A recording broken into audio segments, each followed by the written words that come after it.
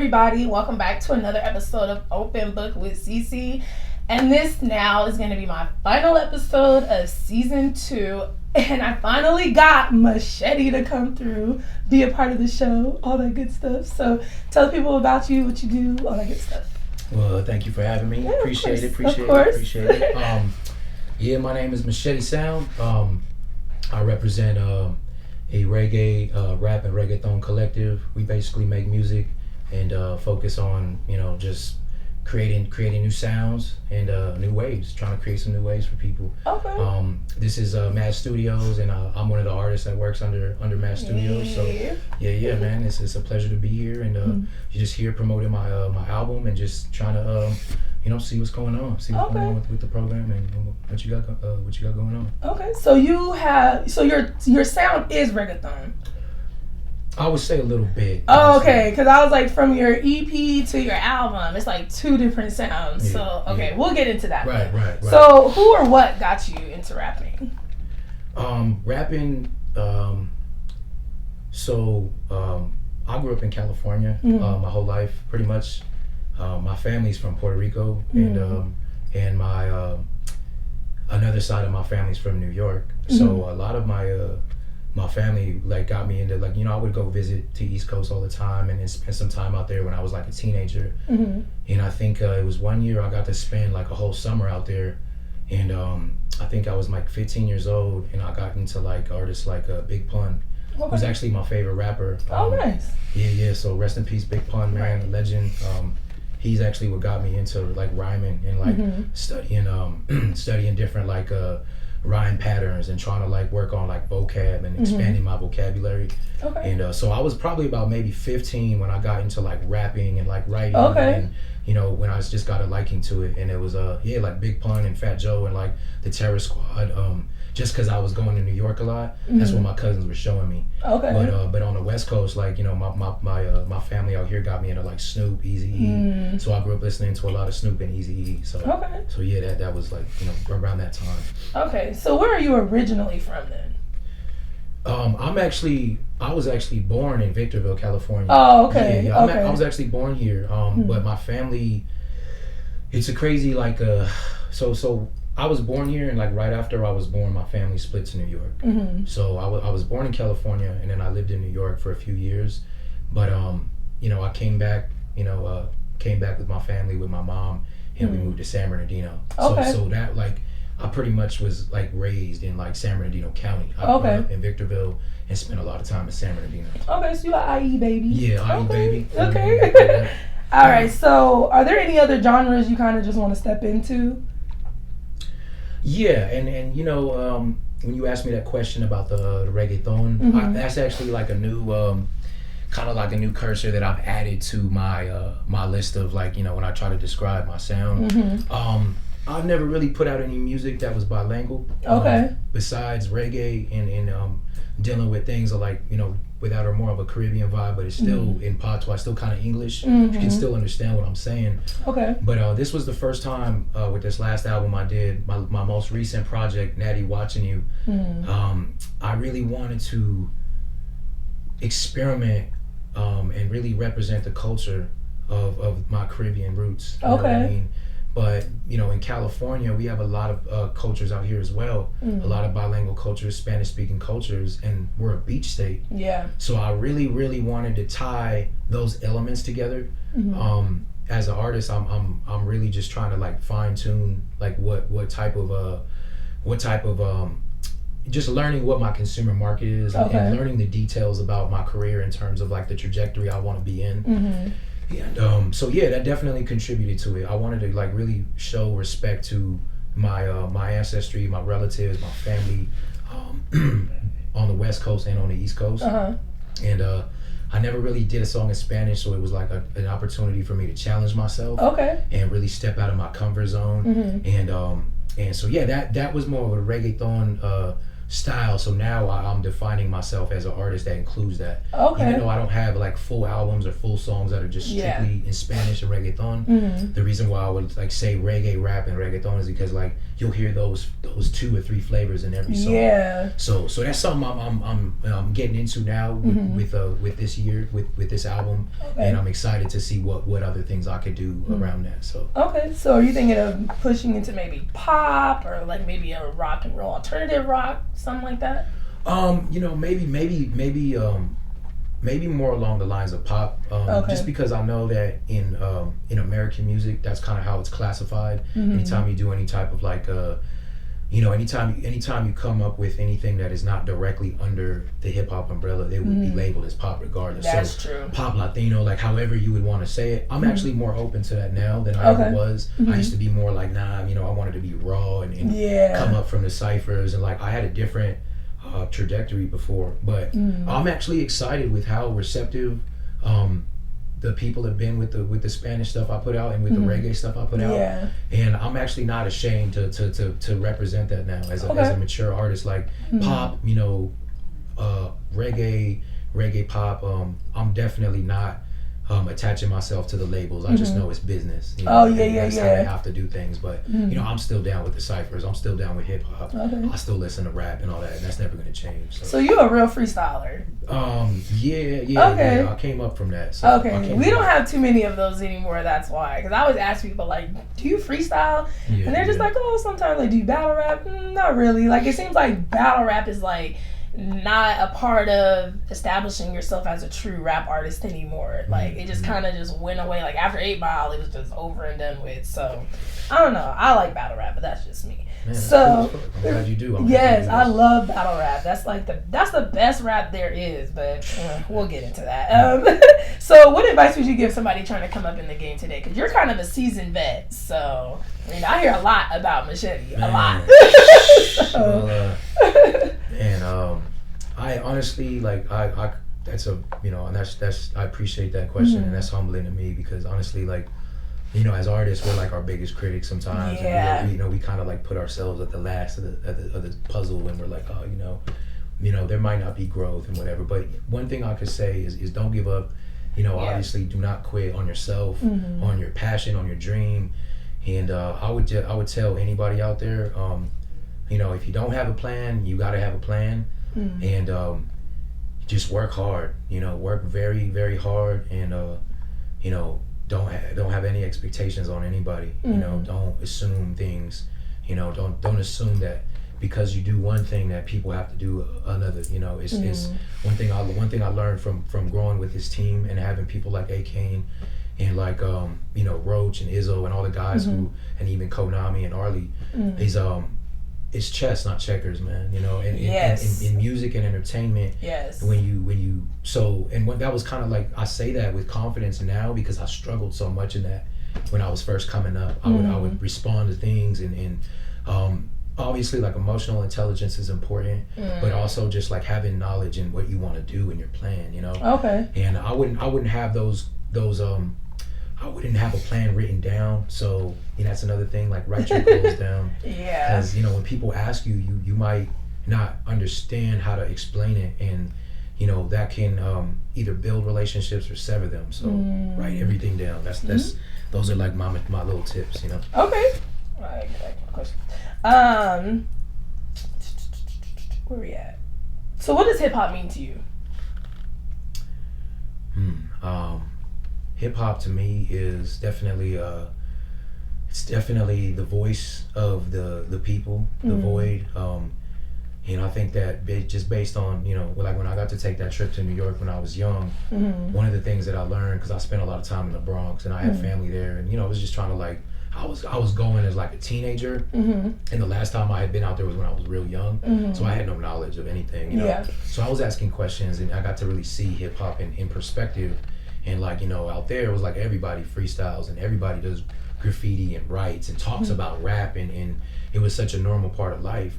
And how that translated with me was when I looked around, I seen it was like black, brown, you know, and different shades of black and brown. It was like from different countries. You had people from Africa, people from you know, different sides of Africa, people from the Caribbean, you know, Eastern Caribbean, you know, people from all over the world, you know, from Asia and all these different parts of the world. So it just taught me that it's always been the voice of the unspoken for, and it's important to me because in the times that we live in with freedom of speech and with some of these rights that we have, it seems like it may not always seem like you're heard or that it's receptive, and you know, there's gray areas just like there are in every country. You know, we're very blessed here that we have an art form that allows us to say whatever we want. And that's something that's so big to me. I'm always grateful for like NWA and all the things that they had to work through with the government and with the president and everything to fight for us to be able to express it like unapologetically. You know? So if we need to cuss, it's because we're not just saying it. It's like we had a different understanding of what hip hop was on the West Coast. So I growing up here and then going to the East Coast, I really saw it as a parallel, and I was like, yeah, man, I'm thankful that I have this avenue for me and that people like sacrifice their time and energy to make it to where I can say anything. And I just think that's so important. Yeah, definitely. And I don't take it for granted. Okay. Do you feel as I don't know if you're mixed or anything like that, but do you feel as a non-black artist, do you feel like you have to work harder being in like a black predominant career? You know what, big time, and that's a multifaceted subject too, because I am mixed. I am mixed. I was say I don't know, but but it's still important that's a very important conversation because like my mix is Caribbean, you know, and it's kind of like a different, like our post-colonial situation is a lot different than the post-colonial situation here in America, you know. So when it comes to like, I see like the struggle of African Americans here in America, and I may not understand it in its entirety because like my people have been mixing for many years. You know, we've been mixing, you know. So it's like we're all mixed, and it's generations of that. But when I see, like, you know, we just came out of civil rights here. You know, we just came out of a lot of these things, and when I see how hip hop started and how you know, it was predominantly the black, and there was Puerto Ricans in New York that were a part of the scene. I've always tried to be careful with how I like represent myself because I respect black music, I respect American culture, I respect all the like rock and roll and blues and jazz and all these things, because like in the Caribbean, like reggae music and lovers rock is like the jazz and soul, you know. So I grew up listening to like black music, but it was like it had a different undertone, it had a different it was like carried in a different light. So when I came and I got into jazz and I started learning about American you know, black music and things of that nature, it really showed me like what the struggle is here. And I, as an artist coming into this world, like I'm very respectful of that, and I really try to make sure that I don't overstep my boundaries. You know, I still consider myself a guest for sure. Like, definitely, you know what I mean?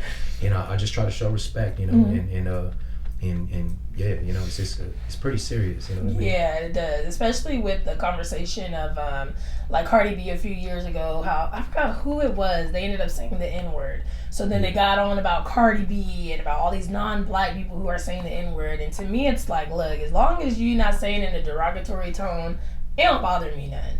I think that's, to me, it's like we're all kind of coming together as one, and it's like, all right, you feel comfortable with that, so do I. I mean, I'll never call a Hispanic a spick or anything like that, but it's like, because that's a whole different meaning. I feel like you can't turn the N-word, or you can't turn spick into a term of endearment, because it don't even sound right, to be honest with you. So I was just, I just wanted to bring that up, but that's why I was wondering, because you do mention that word a lot, not a lot, but you mention it into your music, so that's why I was just wondering if maybe you feel some type of like, I gotta calm down maybe a little bit or whatever because of that. So yeah, you know, that's a really serious thing, and I'm really glad you brought that up. I'm actually very, you know, because, you know, that's one thing that I realized that, you know, is you know, I grew up saying that word my whole life. You know, being that my family being from the East Coast, it's out there. It's like a lot of the Spanish cultures from the Caribbean use that word, and it's more like that's always like been a gray area for me. Is like my dad said that word my whole life, and I never thought of it any other way. Yeah. It wasn't until I was like, you know, in school and things like that. Yeah. And people would ask me like, are you mixed? Are you black? You know, and I would have to like explain it, you know. And I had friends that told me too, and I respect it, you know. And growing up, like, you know, I really am careful, and I want to say this on camera. I actually don't plan on using that word in my music, you know, anymore moving forward. Oh wow. It's a really big deal. It's a really big issue in this country, and I'm not trying to misrepresent that. Even though I do have ties and I'm mixed and I have African heritage, I have cousins that are black African. I still don't think it's like okay for me to do that on a public level, you know, with my family and my friends and maybe people that understand my texture. Yeah, that's one thing. That's one thing.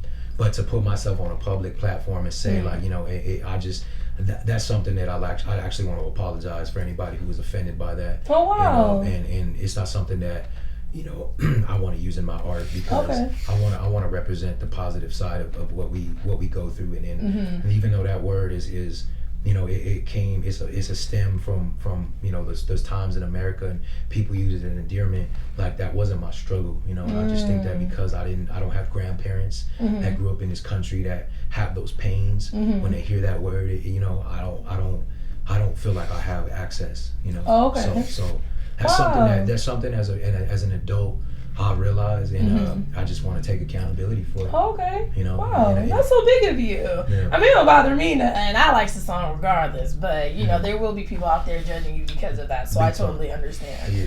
Okay, so I want to get to the music now. So we got that all out the way. Let's talk about the music. You want some more? You good? Okay. Yeah, you good? Okay.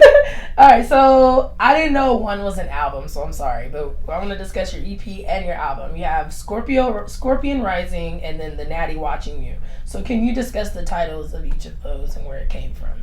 Yeah, so Scorpio Rising, that's actually a... I do need to sip some water. Oh, yeah, no problem. Yeah, Scorpio Rising is my first project. And that one came out in December 2019. And so that was like my debut, like kind of like that was like the first project that I put out on streaming platforms. Okay. So my goal with that was to really just kind of like get myself out there, get my music out there, put my craft out there, and I make my own beats. I produce my own music.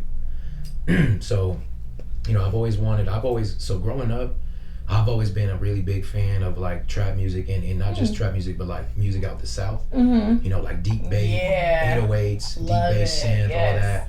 You know, that trunk music type stuff. I grew up listening to that. You know, and I'm not from the South. I traveled to the South later on and spent time out there. And but growing up, I actually had never been through there. So when I heard the sound of the beats, when I would hear the bass, like the bass, and then you hear it in the cars, and the way it would sound, I'm like, what is that? Like, you know. So I got into like DJ Paul, and like I'm a really big fan of like music out of Houston. Oh yeah. So that inspired my project Scorpio Rising, because I actually spent. It was like I almost spent 3 or 4 months in Houston when I was writing the album or thinking about putting out a project. And you know, I was just so inspired by the vibe, and I was around a lot of different energy, and I got to see how certain producers cook their beats, and it was just the energy I was around really inspired me.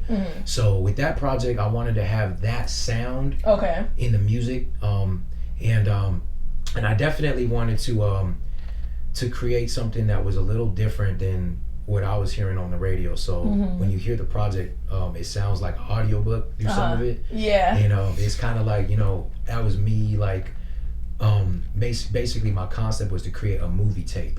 Okay. So it was like half movie, but it was like more of an audible experience. Okay. And it's also like the music, you know, the subject matter, you know, is where you're brought back into reality. You know, now that you say that, it does. I was listening to it earlier. Okay, now I get it. Okay, got you. All right, so I want to talk about one of your songs on there called, of course, BYW, which is Beyond Aware. So go ahead and let's talk about that. And where was I at? Oh, what does Beyond Aware mean to you personally? so I linked up with the guys early on. I met Arlie like years ago. We've known each other almost 10 years now. And I was really I like the aesthetic, you know. The whole you know, you see the jersey right over there. I like the aesthetic. That was one of the first designs I seen. And I liked what they represented. You know, when I got to sit with Arlie and I got to like, you know, hear his vision about his clothing line and him and his brother Brandon. You know, shout out to them. And A Kane. I really liked the mindset. You know, make way. You know, it was like one of the slogans that they started out with at the time.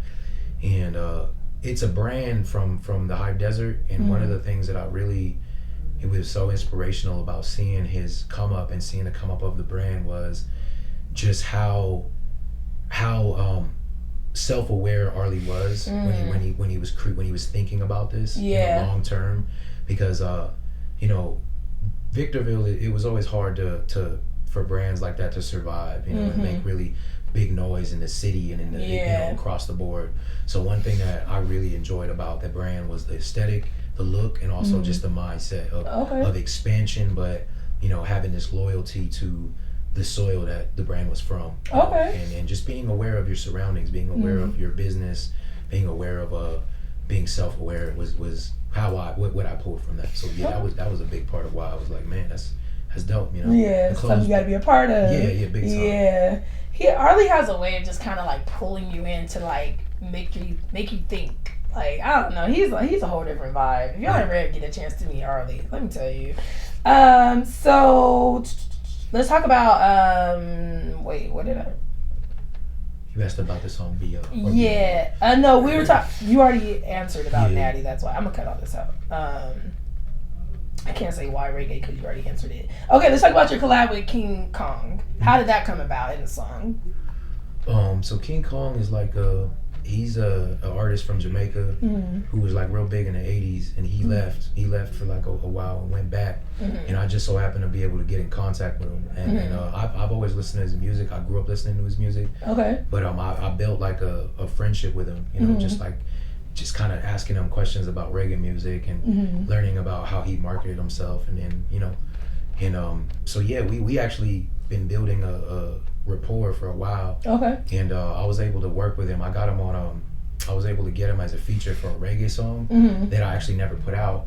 And then we did, the process was enjoyable for us, so we like kind of built a relationship from there. So now like with my project Natty Watching You, like, you know, I wanted them to jump on a few things, but in Jamaica they actually had limited access to power all year long this year. The grids were real crazy, so they can only record at certain times of the year, you know what I mean? So they have to actually plan their albums like strategically, you know? So I couldn't get them on a record, but you know, I got them on a feature on some of the songs. We actually did it through the phone. And, yeah. So big ups to King Kong, man. Yeah, that sounded real good. Can't even tell. Look. Yeah. That's dope. You know, shout out to King Kong, but yeah, he's that's like my mentor now, man. That's like my mentor. We have a friendship. I call him and FaceTime, and so yeah, that's I'm real happy I was able to get him. Man, me too, dude. I like that song a lot. All right, so I also want to discuss Wonderland. That's one of my favorite songs, just so you know. So it's like, it's a whole vibe. Like, it's one of those you just like kick back, smoke, let that shit ride out. Like, I played it like 4 times, just so you know. So can you tell us about that song, and like what exactly are you trying to tell us when it comes to Wonderland? Man, so Wonderland is like a multifaceted song, and what I wanted to do with this album was really create a different vibe for every song. I wanted to take each person through a different aspect of, you know, whatever creativity. With Wonderland, my brother-in-law, my little brother, came from Maryland, and he was spending some time at our house, and you know, and it was around the time my daughter was born, and you know, I was going through like a weird time around that time of my life. And he was like coming over and creating music, and at the time I was kind of like not into it, you know. I was but you know, he came over and you know, I hooked him up, I tracked him up. We got a little in-home studio at the time, so I got him all set up, and he just started playing the chords, like the main reggae chords, the little chop at the beginning that you hear, and I was just listening to him. So I just hit record, and you know, we added like another layer of the guitar. He did the guitar, so he did the chops and the guitar right there. Wow. And I was like just chain smoking at the time. I was just like smoking and going through my own thing, and I was hearing them, and I'm just like, man, that's wild. Like, I was like, that sounds crazy, man. Like, so it actually like we just like kept it. I just like sat on that. We never like revisited it. We never like so I got like thousands of songs like that, like where me and him wrote, and we just saved it. So fast forwarding to now, I was going through my archives, and at the time the song was just bare. It was just those two things. So I got this just like vibe of like experimental, like not really like having a strong drum section to it or anything. And that's just producer talk, you know what I mean? But yeah, like I wanted to create a vibe that was different from everything. So I started adding different sounds and different textures to it, and I put out.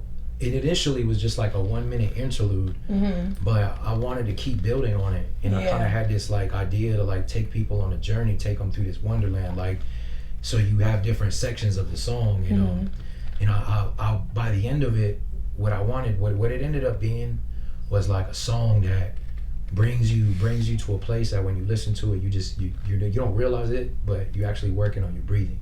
Your breathing is actually like. It's brought to a place of like calm. Yeah.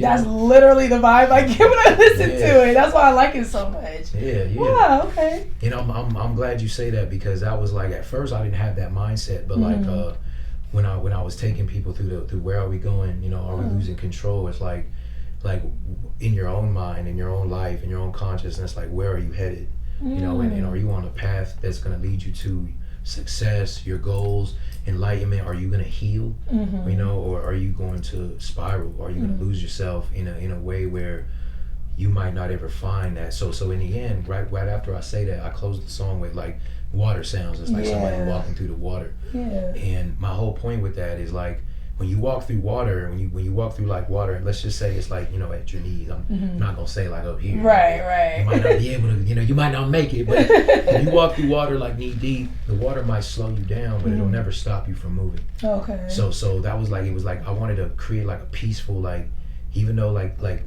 it's water, and it's like you being challenged, you still walking through it in peace. Okay. And I wanted to paint that picture at the end. It's just like we could have that peace of mind. We could have those breathing meditation, I guess, is where you work on breathing. And that song is just, I wanted to like trick people into like, hey, you could do it without thinking about it. Because music inspires me to meditate. And that's just what I wanted to do. I wanted to bring that down to my world, which I never did before, by the way. Do you always think this deeply with your music? Just off the script. Honestly, yeah. That's why that's why it took me this long. Like, I don't drop music. Right. But because I really see, like, I don't know, like growing up, my experience with music wasn't like I was real, like, it was just real like spiritual and serious, and it saved my life, Nice. It saved my life in a lot of areas. So I want to like find ways to give back, like, how can I use my music, my gifts, to maybe make people feel better, and that was a big part of this album that I just did, is like with the dance song, like I want, like, dancing heals depression, man. It brings the best out of people. So with that Wonderland song, I wanted to give a different side of instead of the dancing, it's like you maybe just be the type of person that you don't go to clubs, you want to just sit down and relax and sit with your family, or maybe you smoke weed, or you like you a homebody. Right. Look out for the homebody. Yes, look, for real. My son's like that. Like that, I like that because I can play it around my son.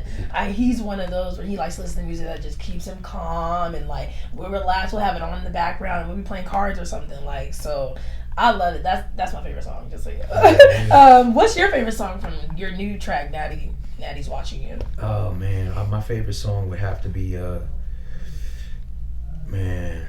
I gotta say it's the song, the title track, Natty Watching You. Okay. That's my favorite. It's a vibe. Yeah, that's my favorite. All right, cool. So we're gonna move on to the Would You Rather portion of the show.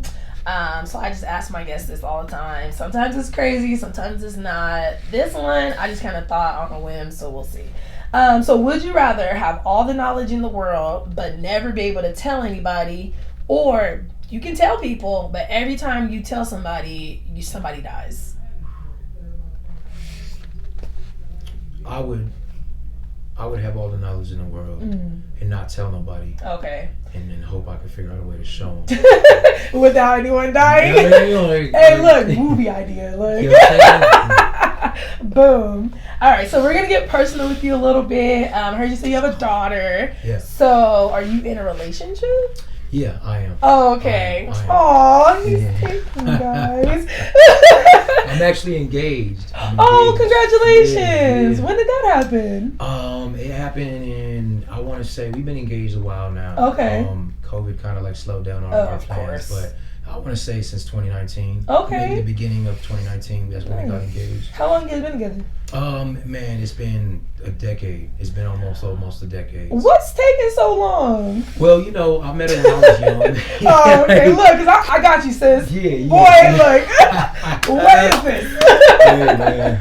I need help, guys. Right. No, you know, we got together young, and so I'm gonna open up to, because I like this. This is a question. Let's talk about it. You know, I'm not gonna tell you guys what you want to hear. I'm gonna be real about my love life. So my girl was actually married when I met her to a woman. She was more. I don't want to say a lesbian. I want to say more. Bi and feminine with domestic partnership. Okay. It was more about, you know, two women that came together who tried to create a union, and in the process there was feelings that were developed. Which I respect that for anybody out there who's a lesbian or domestic partnerships. You know, all about that. Salute to y'all out there. But yeah, you know, I met her, and she was in this position, this situation, and you know, there was no immediate desire to just like be a part of it. You know, it was more about me getting to know this person that I felt connected to. But yeah, man, you know, I met her and I spent a lot of time developing a friendship with her, and we were so much alike. And she's Puerto Rican and Dominican, so the texture of being raised, we hit it off so well. So, so a lot of the things that she was going through at the time, I didn't understand it, but I didn't have a problem with it. So moving forward in my relationship, eventually that whole polyamory mindset became something that I was interested in over time. And the other girl who was there at the time, it was like we all started developing a friendship, a genuine friendship. So when I say that, it wasn't like, you know, I'm there trying to take advantage of the situation. Right, you know? right. Because I got asked a lot of times by people, oh man, you in there, like, you know, and it's like with me, I'm like, I'm more about the process than I am like the thrill, you know, in situations. So I was just like intrigued with the mindset of polyamory. I was like, well, right. You guys are really like, I was asking them real questions. I'm like, so when does this charade, like when does this, and when I saw the lifestyle, it was a lifestyle. You know, it really is a partnership. These women were educated, and we all. So the other girl that was there was Puerto Rican and black. So we all had a very common bond with our culture and our experience, and that made us close. So, you know, I was with me and my fiance, who's now my fiance. We were you know, together and creating a monogamous appreciation for one another, but over time you spend time and things happen, and eventually it became a polyamory thing. So we were all expressing that towards one another, you know? And it was rough, you know. It was a lot of ups and downs. I can only imagine. Yeah, it was really hard on my relationship in the end. A lot of things that go into that, a lot of communication. Don't think it's all about fun. It's about having adult conversations, communicating. Finances. Right, finances, very, For sure. very big, man. Yes. Finances, but the way we always looked at it was like 3 brains are better than 1. And we were all a team, and there wasn't jealousy, and it was a very, very careful process that we just peeled layers off one by one. So, eventually, you know, we decided for ourselves. Growing up, we were so young at the time that like, that wasn't going to work in the long term, that group. So, you know, which came with a lot of pain for them, because they had a bond, and it came from a lot of misunderstandings for me, because I didn't have that bond with. So I came at this as an individual. So I had to understand their bond, which at times is rough. You know, you have expectations and you think about things monogamously. Yeah. You know, and so you know, it's like, so that took me a long time to learn how to love myself and how to get back into like a singularity, because I had been so intrigued with a multifaceted poly situation. Yeah. So to bring myself back to that monogamy was a big challenge. I'm not gonna lie. It took a lot of discipline, and it took honesty. I have a lot of problems with we had a lot of issues in our relationship, of course, her as well as me, and we had actually some time apart, you know. We had a lot of time apart actually. So I think that time apart allowed us to heal and mature on our own, and that's what allowed us to you know, get together in the end and kind of like create a more solidified position. She's still more poly friendly and more open to those ideas. We actually both are. I was gonna ask you that, like, you're a third partner in this one day, like. Yeah. So that's something that we definitely don't shy away from. But you know, once we had our daughter, and you know, we focused on our family dynamics and our careers and building our wealth and building our finances, and that's kind of like where we stand now. You know, we both like to look at ourselves as individuals to a certain extent because of our businesses, but we communicate a lot. You know, our level of maturity, it takes a certain level of like, just no matter what, you're gonna be real. You know, and it's that love that, like, you know, it's kind of like relationships that are like, they call them power couples, but like, they all have a lot of problems. You know, everybody's human. It's just how you work through those problems, how you outsource for the help, and how you respond to your partner is what keeps you together in the end. And so yeah, that's a little bit in a nutshell about my relationship, which we're happily we're still together, you know, and then we have one daughter together. Nice. She's 2 years old now. Oh, the fun stage. Okay, so, man, I swear you answered all my questions. I know. No, it's fine. I love it, because I tell people this. You're not the only one. I tell people this all the time. Like, you answered 4 in 1. So since you guys aren't in a poly relationship right now, how do you guys keep it spicy in the bedroom then? I feel like 3 people is a lot of fun. Like 2, you got to kind of like bring it back a little. Like, you know, like, tell me something, because your face. Look. 3 making me red a little bit. No. Well, the 3 people was like that was so like I said, like, and I had this conversation with my brother, with my boy Fitz Taylor, and my bro Danny Blanco.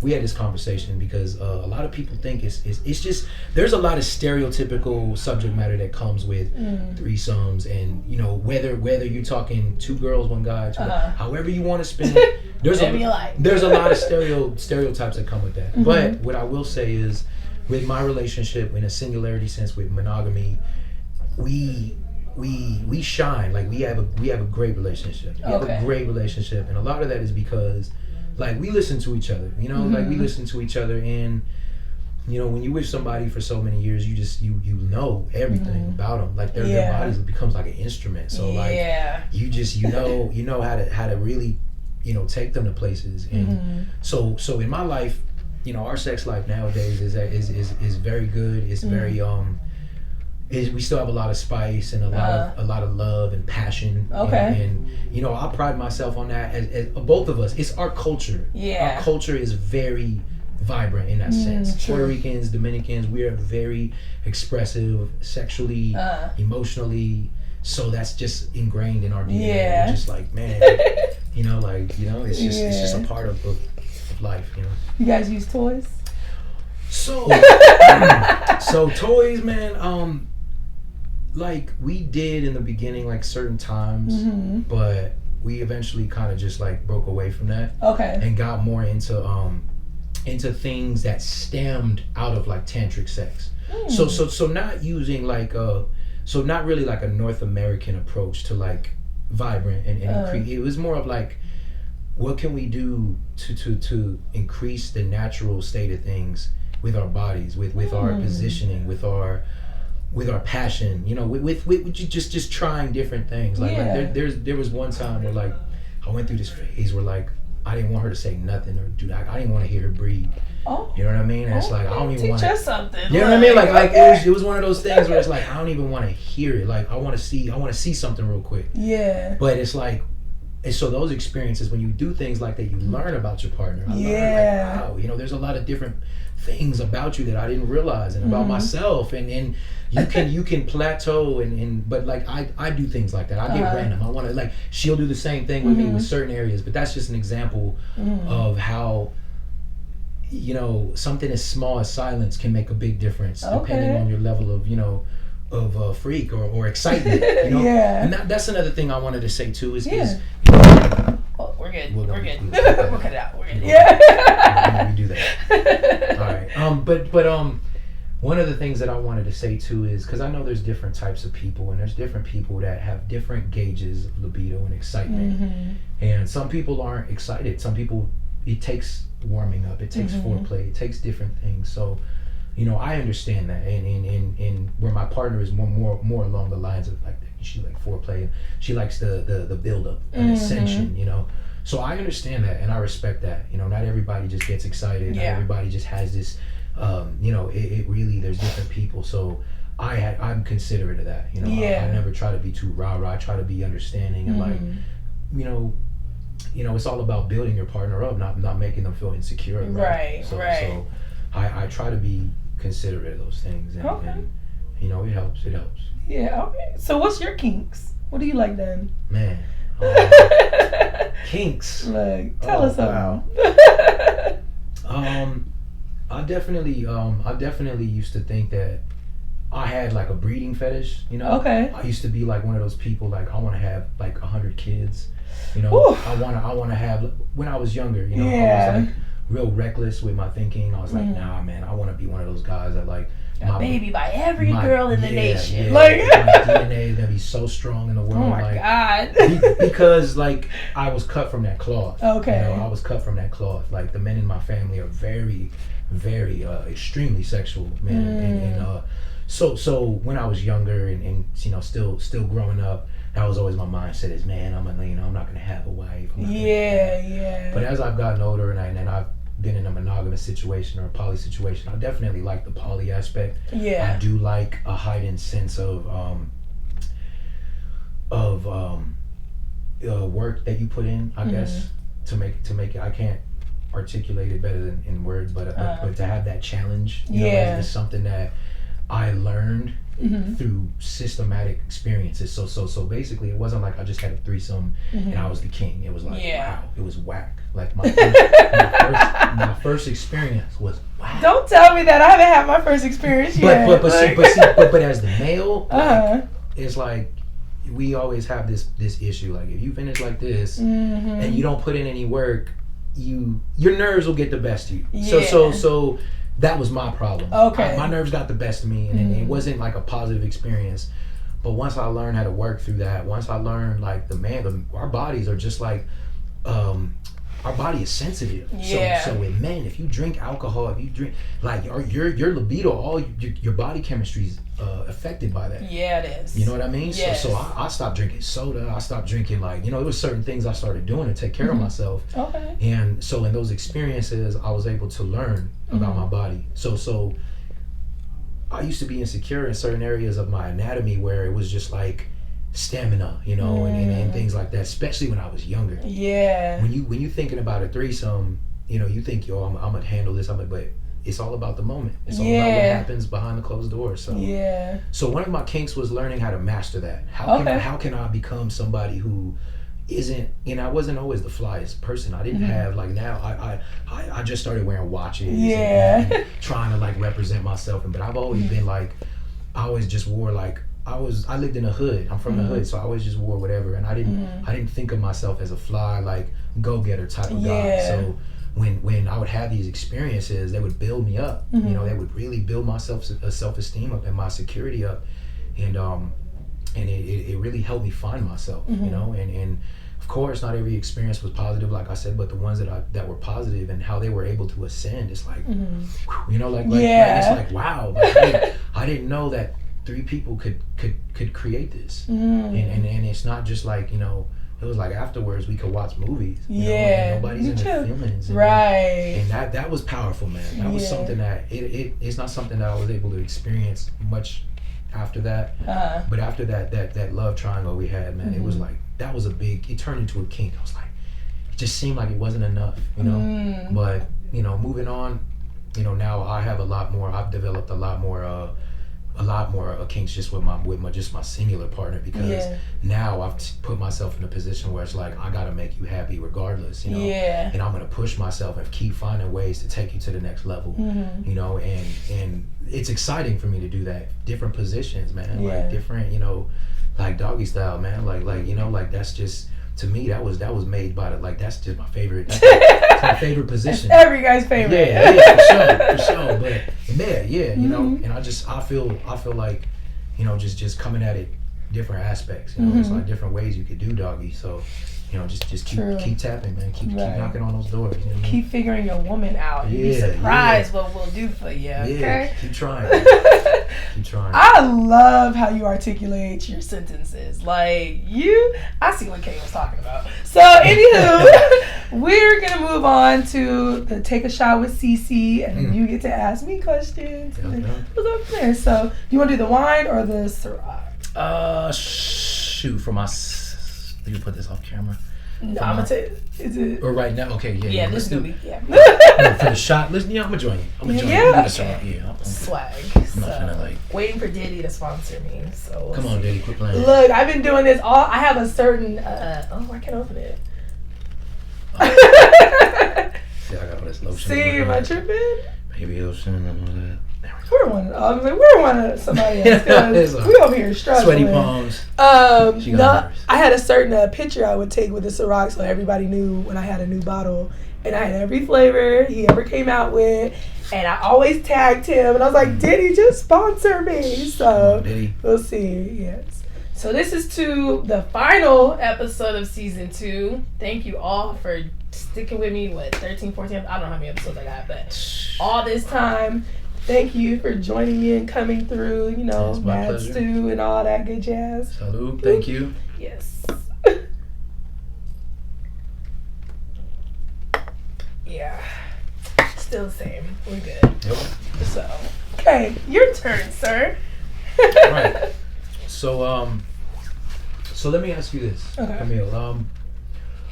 So, you know, we discussed a little bit earlier about what it was like for me in terms of my kinks, and, you know, not just that, but you know, being a parent, and how I found my significant other, and how I was younger and we worked through all these struggles.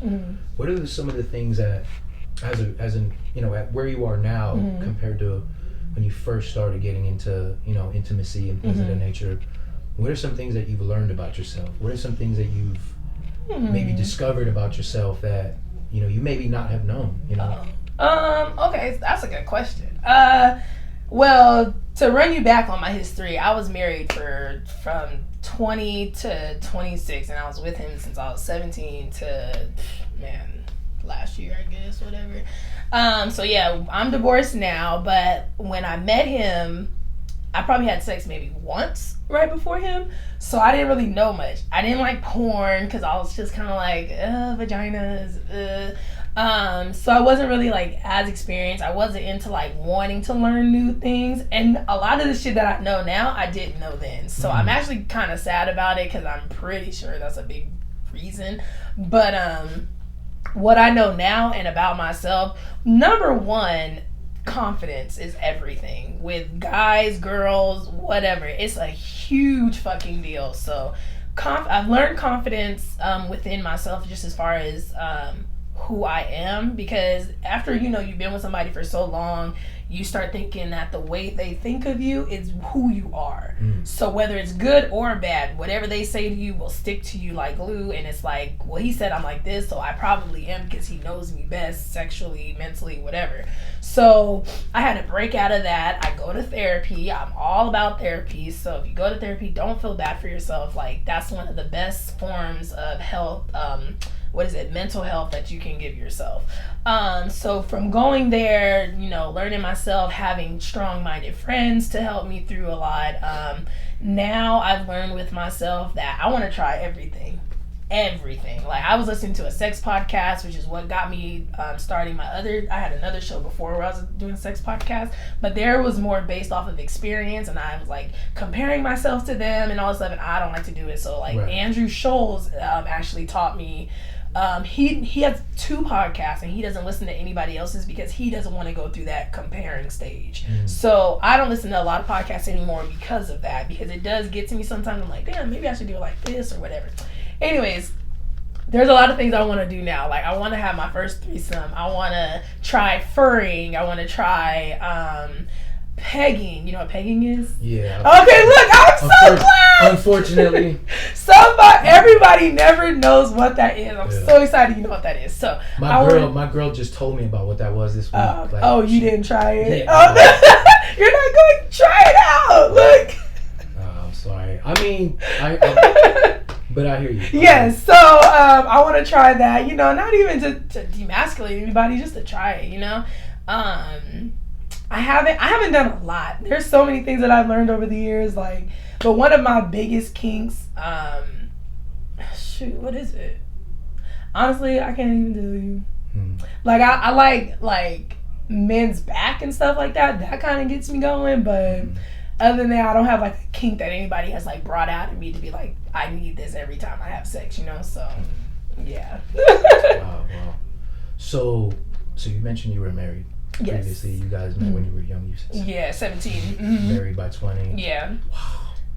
So what was it like for you after the divorce? Like, you know, you said you had to like rediscover myself. Yeah. What was that? What was that process like for you? I mean, hard. Yeah. Okay, because the situation was he left me for a coworker.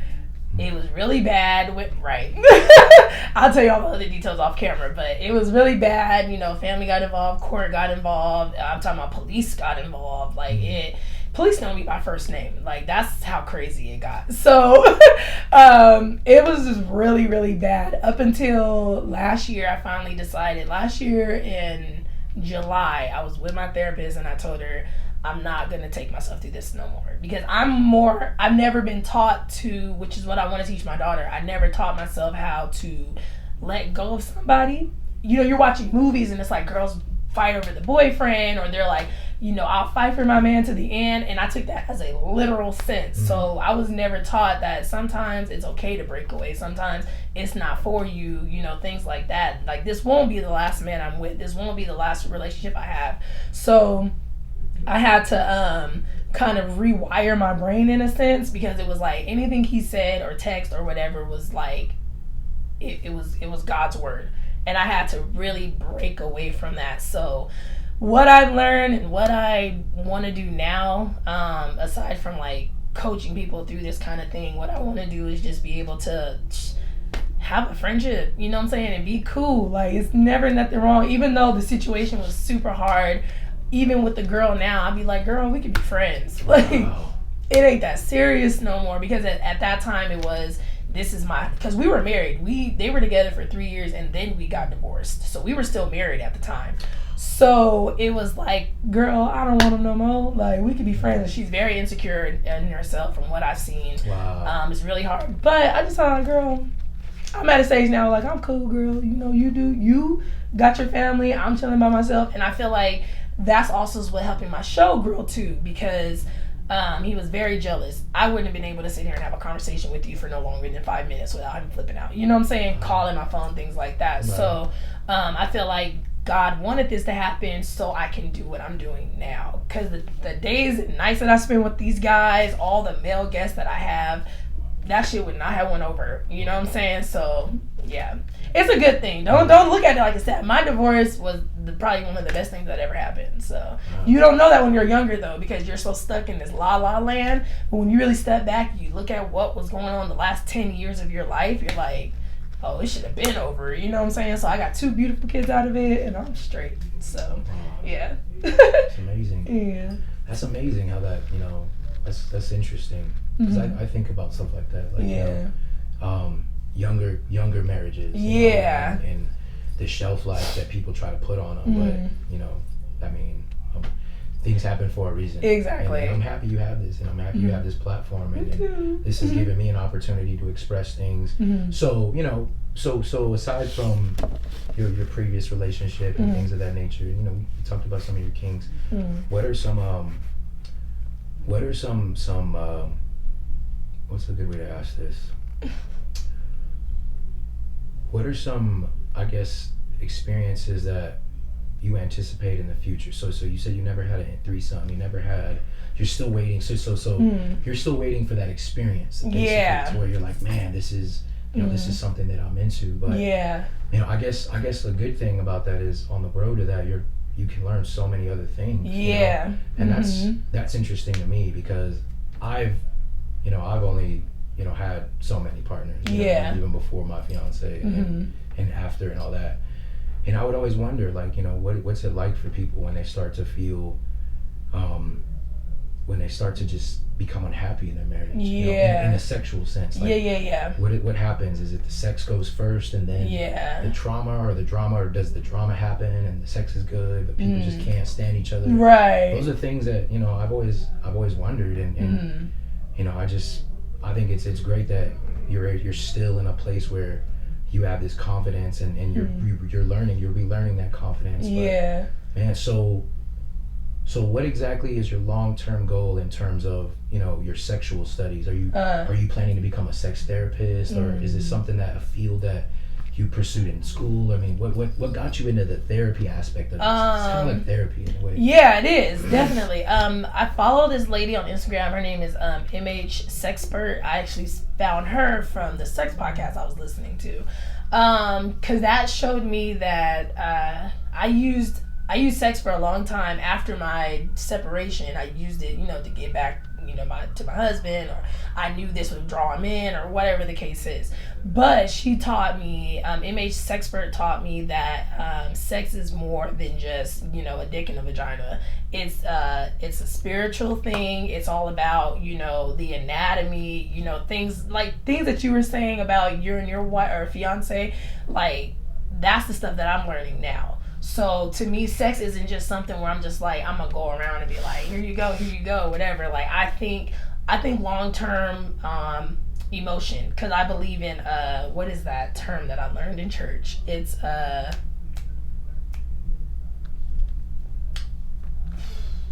just like when the spirits come together or whatever, and it's like even when you guys break away, that spirit is still with you or something like that. I can't remember what's called. If y'all know, please let me know.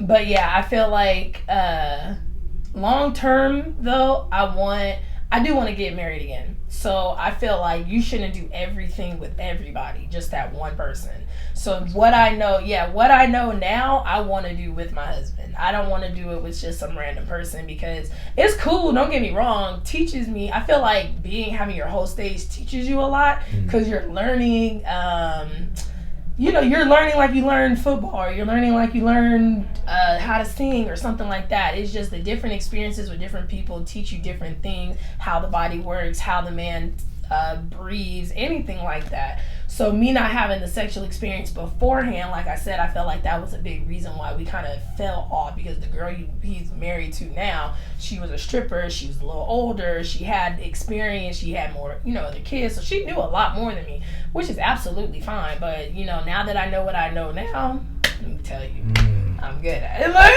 I know I will, right, period. You'll never know again. But yeah. Anything else? No, that's it. That was great. Okay, cool. No, I mean, I much respect, and that's interesting. You know, that's great though. That's great, and those are the questions that I could think of. Oh, no, that's cool. So we're probably way over time any freaking way, but no, you're good. It's mostly me. We don't charge for this episode. No, look, it's the last episode, guys. Right? It is a final episode. Thank you guys for sticking with me through all of these episodes of season 2. We're not gonna sit there and wait 3 weeks again to do another episode, because I want you in season 3. So we'll catch you guys in the next season. Thanks for joining us. We'll see you guys next time. Peace.